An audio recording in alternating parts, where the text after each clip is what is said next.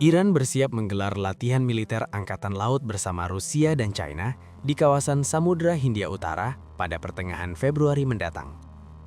Agenda ini muncul di tengah hubungan yang kian panas antara Teheran dan Amerika Serikat dalam beberapa waktu terakhir.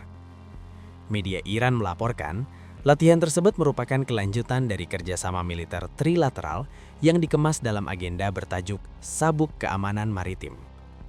Program latihan ini pertama kali digagas Iran pada 2019 dan telah digelar sebanyak 7 kali bersama mitra asingnya.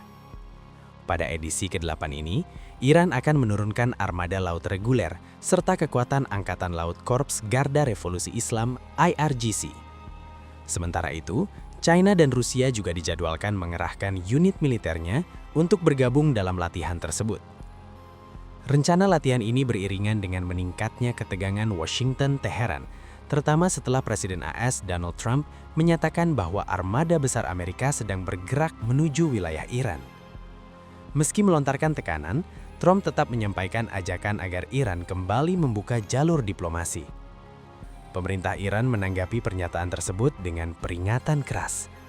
Pejabat Teheran menegaskan bahwa setiap serangan militer akan dibalas secara cepat dan menyeluruh. Namun, Iran juga menyatakan masih membuka ruang dialog selama proses perundingan dilakukan secara adil dan tanpa tekanan sepihak. Menanggapi latihan militer tersebut, Komando Pusat Amerika Serikat atau CENTCOM mengeluarkan pernyataan resmi. Mereka mendesak IRGC agar melaksanakan latihan tembak langsung yang direncanakan berlangsung 2 hari di Selat Hormuz secara aman dan profesional. CENTCOM juga mengingatkan bahwa tindakan tidak aman atau tidak profesional di kawasan sensitif itu berpotensi memicu benturan, eskalasi konflik, hingga mengganggu stabilitas kawasan dan jalur pelayaran internasional.